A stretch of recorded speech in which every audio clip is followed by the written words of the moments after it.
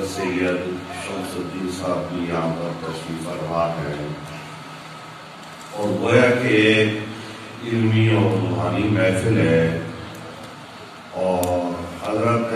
علامہ سید غلام یاسین شاہ صاحب رحمۃ اللہ تعالی علیہ کی روح پرخطور یہاں پر موجود ہے، اور وہ اس سارے عمل کو ملاحظہ بھی کر رہی ہے، اور ظاہر ہے کہ جو پودا وہ لگا کے گئے تھے اور جس پودے کو انہوں نے ایک تناور درخت بنایا تھا اور وہ پودا جو ان کی زندگی میں پھل دے رہا تھا، اب ان کو امید لگ گئی ہے کہ یہ پودا اسی طریقے سے جس طریقے سے جوان ہوا ہے اور اسی طریقے سے یہ پھل بھی دیتا رہے گا۔ حضرات گرامی، میں گوڑی میں حضرت سید عبد القادر شاہ صاحب بغدادی کے پاس قرآن حکیم حفظ کرتا تھا۔ ہمارے استاد تھے جن سے بعد میں ہم نے صرف ناب اور فارسی پڑھی، وہ حضرت مولانا سید سکندر شاہ صاحب، وہ بھی اس وقت پڑھتے تھے، وہ بڑی کتابیں پڑھتے تھے، اور حضرت علامہ سید غلام یاسین شاہ صاحب رحمۃ اللہ تعالی علیہ ان سے چھوٹی کتابیں پڑھتے تھے۔ میں ان کتابوں کی تفصیلات نہیں بتا سکتا، کیوں کہ میں خود اس وقت حفظ کے مرحلے میں تھا، تو اس وقت سے ان سے ملاقات تھی اور آخر دم تک ملاقات رہی۔ انتقال سے، بیماری سے چند روز پہلے بھی ان سے بات چیت ہوئی، اور ان کا فون آتا رہتا تھا، اور علمی مسائل پہ وہ گفتگو فرماتے رہتے تھے۔ تو وہ ایک دور تھا، وہ گزر گیا۔ پھر اس کے بعد جب ہم کتابوں کی طرف گئے، اور ان کے چھوٹے بھائی حضرت علامہ سید یوسف شاہ صاحب، وہ ہمارے اسی دور میں زیر تعلیم تھے وہاں گوڑی میں، لیکن وہ ہم سے چھوٹی کتابیں پڑھتے تھے، وہ جونیئر تھے، ہم تھوڑے سینئر تھے۔ تو آج ان کے صاحبزادے حضرت علامہ سید صداقت علی شاہ صاحب دامت برکات ملالیہ ہمارے سامنے تشریف فرما ہیں، تو گویا یہ خاندان اسی طریقے سے انشاءاللہ آباد رہے گا، اور اسی طریقے سے ان کا فیضان بھی جاری رہے گا۔ میں تقریباً 1978 سے لے کر 10 سال 12 سال کے عرصے میں ایک کتاب ترتیب دے رہا تھا کہ اعلیٰ حضرت سیدنا پیر میر علی شاہ صاحب مجدد گوڑی رحمۃ اللہ تعالی علیہ کے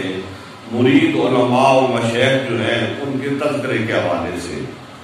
تو وہ تجلیات میرے انور کے نام سے وہ کتاب موجود ہے۔ تو میں اس کی تالیف کے دوران 1980 میں دیوکوٹ آیا تھا پہلی بار، اور میں مہمان بنا تھا شاہ صاحب کا اسی مدرسے میں رہا، اور دوسرے دن پھر میں آگے بھی گیا، دلی آگے جگہ ہے جو ہے وہاں پر، وہاں یہاں تو رات رہا ہے، شاہ صاحب سے بات چیت ہوئی، پھر آگے گیا ہے تو یوسف شاہ صاحب جو ہے ان سے بھی وہاں پر ملاقات ہوئی، بات چیت ہوئی۔ تو یہ دیوکوٹ کا یہ میرا پہلا سفر تھا۔ پھر اس کے بعد مجھے دیوکوٹ میں سے ایک دفعہ گزرنے کا اتفاق ہوا، لیکن آنے کا باقاعدہ اتفاق اب دوبارہ ہوا، تو گویا میرا ایک تعلق ہے۔ حضرات گرامی، پاکستان کے نقشے میں پاکستان کا جو نام ہے، تو اس نام میں ایک کاف بھی ہے، اور سب لوگ جانتے ہیں وہ کاف کشمیر کا ہے، اور جس طریقے سے وہ کاف پاکستان کے نام میں اپنے حسن میں، پاکستان کے حسن میں نکھار پیدا کرتا ہے، تو اسی طریقے سے یہ کشمیر پاکستان کے حسن میں ایک نکھار پیدا کرتا ہے۔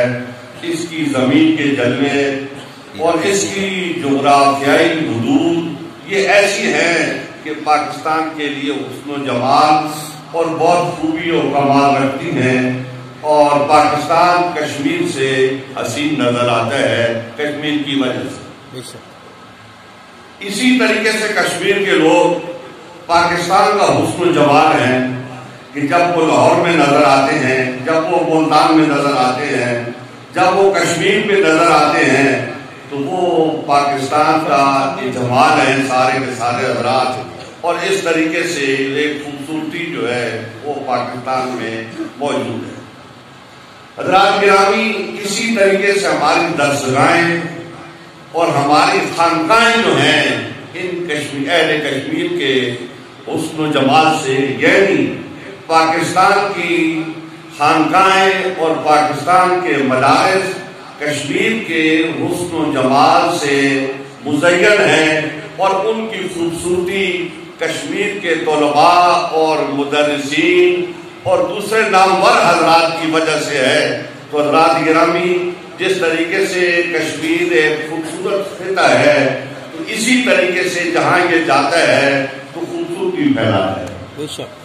حضرت علامہ سید غلام یاسین شاہ صاحب رحمت اللہ تعالی علیہ اپنے حسن و جمال، اپنی خوبی و کمال،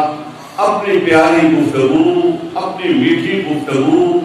اور اپنے علم کے ساتھ وہ جمال ہی پھیلاتے رہے، اور جس طریقے سے انہوں نے خوبصورتی و کمال کا اس طریقے سے مظاہرہ کیا، تو وہ آپ دیکھ سکتے ہیں کہ وہ یہاں پر بھی ہے، اور جہاں جہاں پر بھی وہ جاتے رہے، ان کی اچھائی کی، ان کی خوبی کی مہک جو ہے وہ لوگوں میں موجود رہی۔ اور جس طریقے سے ابھی میں نے گفتگو سنی ہے چند حضرات کی، تو اس سے یہ معلوم ہوتا ہے کہ کشمیر میں ان کے بڑے اثرات تھے، اور وہ کشمیر جو پاکستان میں ہے تو اس میں ان کی شخصیت کو ان کی زندگی میں نظر انداز نہیں کیا گیا، ان کو عوام نے بھی ایک اہمیت دی اور حکومت نے بھی ایک اہمیت دی، اور پھر ان کے جانے کے بعد بھی عوام نے ان کو ایک خاص اہمیت دی اور حکومت نے بھی ان کو اہمیت دی۔ یہ کسی انسان کی خدمت کا اعتراف ہوتا ہے، اور میرا خیال میں ان حضرات نے بڑی خوبی اور کمال کے ساتھ ان کی خدمات کا اعتراف کیا ہے۔ حضرات گرامی، میں ایک اور وضاحت کرنا چاہتا ہوں۔ ابھی تھوڑی دیر پہلے ایک صاحب گفتگو کر رہے تھے، تو انہوں نے یہ کہا کہ ختم نبوت میں کشمیر نے بڑا کردار ادا کیا ہے، اور اس میں کوئی شک نہیں ہے کہ پاکستان سے بھی پہلے کشمیر نے کردار ادا کیا۔ انہوں نے جو بات کی ہے، میں اس بات کی ایک تھوڑی سی وضاحت کرنا چاہتا ہوں تاکہ میرے علم میں ہے تو وہ آپ کے علم میں بھی آ جائے۔ جب ختم نبوت کے تحریک یہاں شروع ہوئی، سردار عبدالقیوم خان اس وقت کشمیر کے صدر تھے، اور ختم نبوت کی بات چلنے لگی، تو حکومت میں جو لوگ ہوتے ہیں ان کی آپس میں کچھ ناراضگی بھی ہوتی ہے، ایک دوسرے کے ساتھ چلتا رہتا ہے، اپوزیشن اور حکومت آپس میں مسائل میں لگے رہتے ہیں، اور ان دونوں کا مقصد جو ہوتا ہے وہ اپنے ملک کی بہتری ہوتا ہے۔ اس وقت چودھری نور حسین صاحب جو تھے وہ اسپیکر تھے اسمبلی کے، تو جب یہ معاملات چلے، ان میں پیچیدگی پیدا ہونے لگی، تو حضرت باپوجی رحمت اللہ تعالی علیہ نے چودھری نور حسین صاحب کو گولڈن شیل میں بلایا۔ چودھری نور حسین صاحب گولڈن شیل میں گئے، اور حضرت باپوجی رحمت اللہ تعالی علیہ نے ان سے فرمایا کہ اس مسئلے میں سردار عبدالقیوم صاحب کی حمایت کرنی ہے، کیونکہ یہ ختم نبوت کا مسئلہ ہے، تو ختم نبوت میں اپنی ناراضگیوں کو نظر انداز کر کے ایک طرف رکھ دیا جائے اور اس مسئلے کو حل کیا جائے۔ اس وقت چودھری نور حسین صاحب نے اپنی کچھ گزارشات حضرت باپوجی کی خدمت میں پیش کی، لیکن حضرت باپوجی نے ان کی ساری باتیں سننے کے بعد انہوں نے کہا کہ ساری باتیں بات کی ہیں، اس وقت صرف ختم نبوت کی بات ہے، تو آپ نے ہر طریقے سے سردار عبدالقیوم خان کا یہ جو مشن ہے اس کی حمایت کرنی ہے اور اس کی تعین کرنی ہے۔ پاکستان میں اس وقت جو حکومت تھی تو اس کے خیالات اچھے نہیں تھے اس وقت، اور درست نہیں تھے، وہ اس حوالے سے کارروائی کرنا چاہتی تھی، لیکن باہر گیا جب چودھری نور حسین صاحب نے سردار عبدالقیوم خان صاحب کی اس مسئلے میں بھرپور حمایت کی اور حضرت باپوجی رحمت اللہ تعالی علیہ کے کہنے پر کی، تو صورتحال بہتر ہو گئی، اور کشمیر کو ختم نبوت کے مسئلے میں بھی پورے پاکستان کے اوپر ایک فوقیت حاصل ہو گئی، اور پھر وہی مسئلہ پاکستان میں پیش ہوا اور اسی حساب سے اس کو حل کیا گیا جس طریقے سے اہل کشمیر نے اس مسئلے کو حل کیا۔ حضرات گرامی، میں آپ سے یہ بات عرض کرتا ہوں کہ آج آپ اس محفل میں حاضر ہوئے ہیں تو حضرت علامہ سید غلام یاسین شاہ صاحب رحمۃ اللہ تعالی علیہ ایک عالم دین ہے، اور عالم دین چھپتا کہیں نہیں ہے، نہ ادھر چھپتا ہے اور نہ ادھر چھپے گا۔ اور ویسے جو دنیا کا دستور ہے، میں تفصیل میں تو بات نہیں کروں گا، مختصر عرض کروں گا کہ جو اس دنیا میں ایک دفعہ آتا ہے تو پھر وہ کہیں جاتا نہیں ہے، وہ ادھر ہی ہوتا ہے، کبھی اس طرف ہو جاتا ہے کبھی اس طرف ہو جاتا ہے،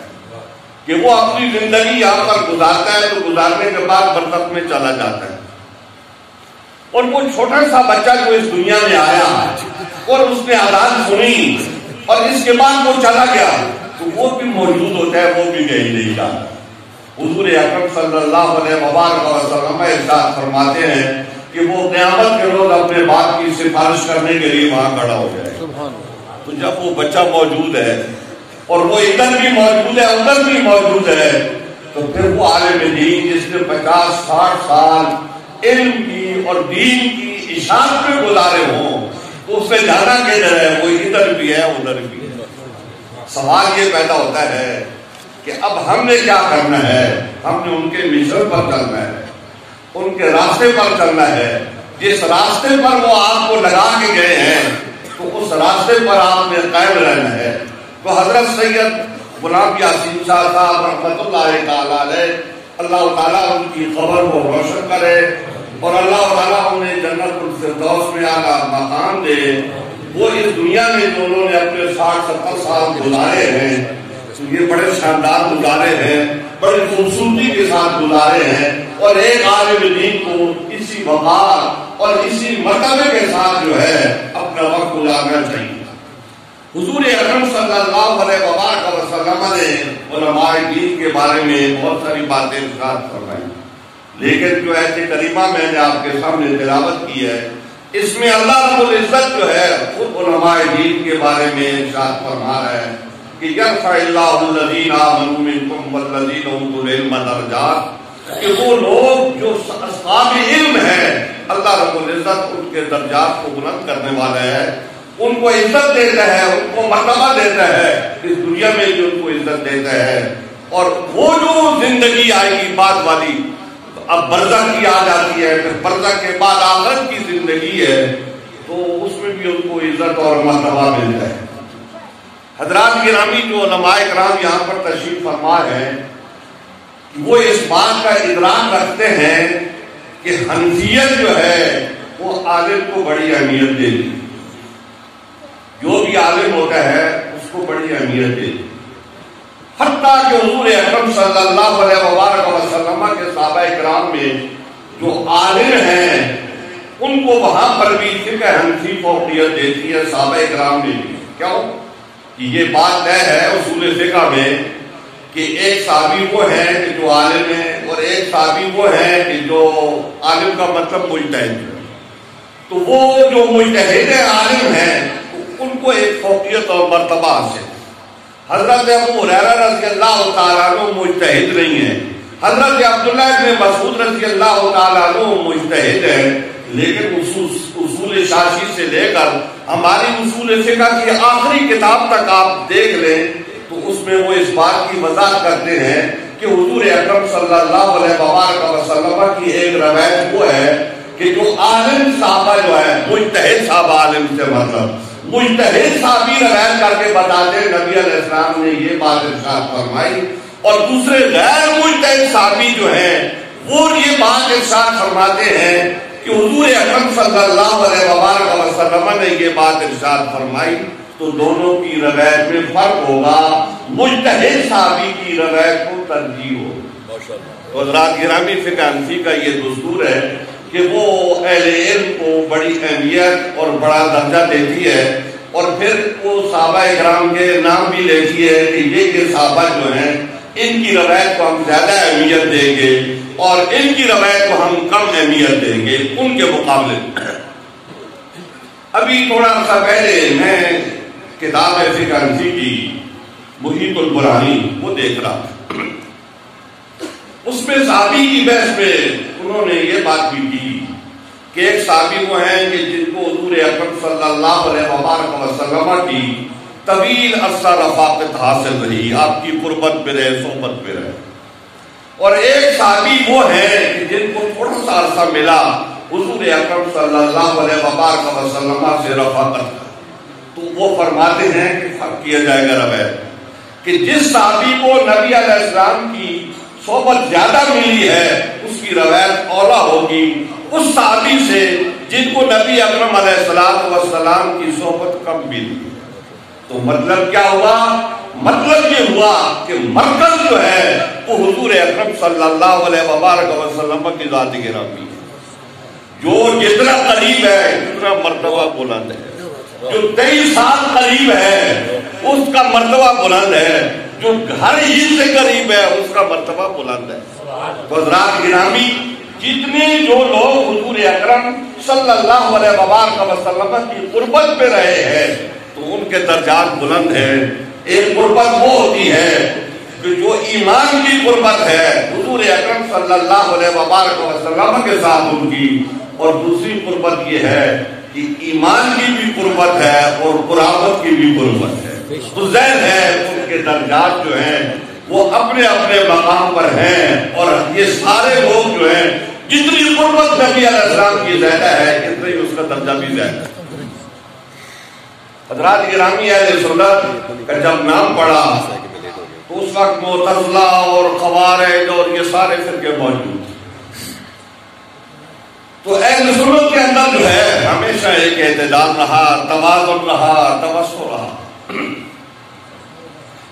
اور انہوں نے اپنا نام اسی لیے اہل سنت و جماعت تجویز کیا، اور پھر اکثریت اسی کے اوپر اس وقت بھی تھی، آج بھی اسی کے اوپر ہے۔ تو حضور اکرم صلی اللہ علیہ وسلم کے صحابہ کرام ہیں اور آل بیت، تو اہل سنت کا طریقہ یہ رہا ہے کہ وہ صحابہ اور آل بیت کے سائے میں چلتے رہے، دونوں سے رہنمائی حاصل کرتے رہے، صحابہ کرام سے بھی اور حضرات آل بیت سے۔ تو یہ ایک طریقہ کار ہے اور آج تک وہی چلا رہا۔ اب کچھ اہل سنت بدلے بدلے لگتے ہیں، اب کچھ ان کے رویوں میں تبدیلی آ گئی ہے۔ اب وہ کہتے ہیں کہ ہم سادات کی عزت نہیں کریں گے، سادات آپ سے عزت کی بھیک نہیں مانگ رہے، سادات اس بات کے محتاج نہیں ہے کہ وہ آپ سے عزت کی بھیک مانگے، ان کو اللہ نے عزت دی ہے۔ نعرہ تکبیر، نعرہ رسالت، نعرہ حیدری۔ حضرات گرامی، حضرت امام حسن علیہ السلام سے ایک مرتبہ ایک ناسبی نے پوچھا، جو اس وقت ناسبیت کھڑی ہو رہی تھی، تو انہوں نے پوچھا، سوال کیا کہ آپ ابن علی ہو، لوگ آپ کو ابن رسول اللہ کیوں کہتے ہیں؟ تو حضرت امام حسن علیہ السلام نے فرمایا، لگتا ہے یہ آپ قرآن حکیم نہیں پڑھتے۔ انہوں نے کہا نہیں، قرآن حکیم تو پڑھتا ہوں۔ انہوں نے کہا اگر قرآن حکیم پڑھتے ہو تو قرآن حکیم میں اللہ تعالیٰ نے فرمایا ہے، فَقُلْ تَعَالَوْا نَدْعُ أَبْنَاءَنَا وَأَبْنَاءَكُمْ وَنِسَاءَنَا وَنِسَاءَكُمْ وَأَنفُسَنَا وَأَنفُسَكُمْ۔ سبحان اللہ۔ کہ وہ مباہلے کا جو حکم ہوا تو اس میں حضور اکرم صلی اللہ علیہ وسلم ابنا میں کس کو لے کے گئے؟ مجھے اور میرے بھائی حسین کو لے کے گئے۔ حضرات گرامی، حضرت امام حسن علیہ السلام نے فرمایا کہ یہ اعزاز ہمیں اللہ نے دیا ہے، ہم ابن علی ہیں، اللہ نے ہمیں اعزاز دیا ہے کہ ہم ابن رسول اللہ، تو اس لیے وہ آپ کی عزت کے محتاج نہیں ہے۔ یہ حضور اکرم صلی اللہ علیہ وسلم کی حدیث مبارک جو ہے وہ آپ یاد رکھیں کہ آپ نے فرمایا ہے، ان مثل آل بیتی کا مثل سفینۃ نوح، کہ حضرت آل بیت کی مثال جو میں تمہیں چھوڑ کے جا رہا ہوں حضرت نوح علیہ السلام کی کشتی کی طرح ہے، من رکبھا نجا ومن تخلفھا نہلک، کہ جو کشتی میں سوار ہو جائے گا وہ کامیاب ہو جائے گا، جو پیچھے رہ جائے گا وہ ڈوب جائے گا۔ تو آپ ڈوبنا چاہتے ہو تو یہ آپ کی مرضی ہے، یہ آپ کا اختیاری فعل ہے. سادات آپ سے عزت کے طلبدار نہیں ہے، لیکن جو سادات بات کرتے ہیں تو وہ اپنی بات نہیں کرتے. آپ مغالطے میں آ گئے ہو. وہ اپنی بات نہیں کرتے، وہ یہ بات کر رہے ہیں کہ آپ نے صحابہ کو پکڑ لیا ہے، اہل بیت کو چھوڑ دیا ہے، تو ان کو کیوں چھوڑ دیا ہے؟ وہ بھی تو صحابی ہیں. حضرت علی بھی صحابی ہیں، حضرت فاطمہ بھی صحابی ہے، حضرت امام حسن بھی صحابی ہیں، اور حضرت امام حسین بھی صحابی ہیں علیہ السلام. تو یہ سارے صحابہ ہیں. تو صحابہ میں تفریق کر کے جو اہل بیت تھے تو ان کو آپ نے چھوڑ دیا اور دوسرے صحابہ کو پکڑ لیا. یہ تبدیلی آپ میں کیوں آ گئی؟ کس کے دسترخوان میں بیٹھے آپ ہو؟ کس کے دسترخوان میں جاتے ہیں آپ ہو؟ آپ کو اگر تقوی داری چاہیے تو وہ تو حضرت علی کے دسترخوان پہ ہے. تو آپ روٹی کھانے کے لیے یزید کے دسترخوان پہ جا کے بیٹھ جاتے ہیں،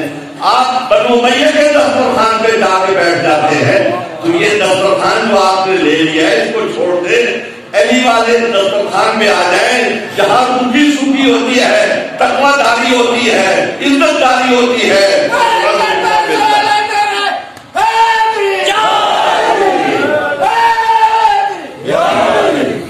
اللہ کی اپنی بات یہ ہے کہ جب ہم یہ بات کرتے ہیں کہ آل بیت کو لے کے چلا جائے، ان کے سائے میں چلا جائے، تو ہم ان اللہ کی بات کرتے ہیں. وہ صحابی بھی ہیں تو آپ نے ان کو لے لیا، صحابہ کرام کو لے لیا، تو وہ آل بیت کو آل بیت بھی ہے اور صحابی بھی ہے، تو وہ ان کو آپ نے چھوڑ دیا. ابھی میں نے کل سنا جمعرات کے روز، اس میں ایک بڑے صاحب ہیں وہ فرما رہے ہیں کہ یہ سید جو ہیں اگر یہ بدعقیدہ ہیں اور اگر یہ بدعمل ہیں تو یہ اپنے نام کے ساتھ پہلے شاہ لگائیں یا بعد میں لگائیں، ہم ان کی عزت نہیں کریں گے، یہ عزت کے حقدار نہیں. یہ بڑی عجیب و غریب بات ہے کہ جو آدمی دین چھوڑ جائے اس کی آپ بات کرتے ہو. ان کے اوپر تو کوئی چیز موجود ہے، نبی فرما گئے کہ یہ دین نہیں چھوڑے گی.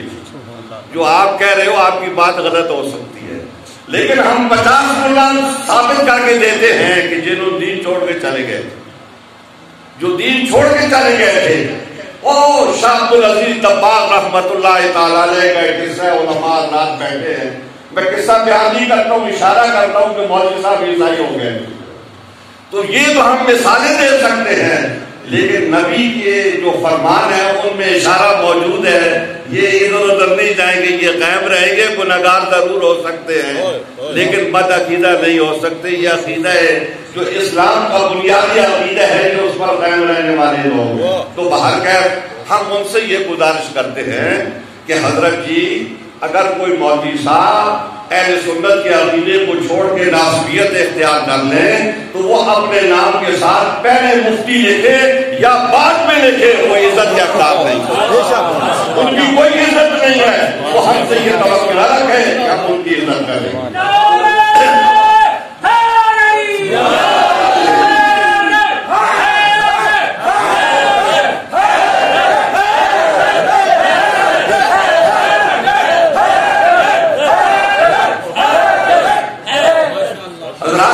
یہ جو بات شروع ہو گئی ہے تو یہ اتنی آسانی سے ختم بھی نہیں ہوگی اور اتنی جلدی ختم بھی نہیں ہوگی. تو میں ان کی خدمت میں گزارش کروں گا کہ یہ اس کے لیے کمر کس لیں اور تیار ہو جائیں، اور یہ مقابلے میں آپ کو آنا پڑے گا اور اپنے نظریات جو اہل سنت کے نظریات ہیں اس سے ہٹ کے کوئی چیز نہیں، وہ آپ کو ان لوگوں سے قبول کروانا پڑیں گے. لیکن اس کے لیے ہم دلیل کی قوت چاہتے ہیں، اور دلیل کی قوت مدرسے سے ملتی ہے کیونکہ عالم مدرسے میں بیٹھا ہوتا ہے. تو اس لیے ہم سب حضرات سے درخواست کرتے ہیں کہ وہ اپنے مدارس جو ہیں ان کو پختہ کریں، ان کو مضبوط کریں اور نئے مدارس قائم کریں، کیونکہ یہ مقابلہ ذرا آگے جائے گا، لمبا ہوگا. تو اس میں آپ نے مقابلہ کرنا ہے اور علم کا ہتھیار آپ کے پاس ہونا ہے اور اہل سنت کا تاج جو ہے وہ آپ کے سر پہ ہوتا ہے.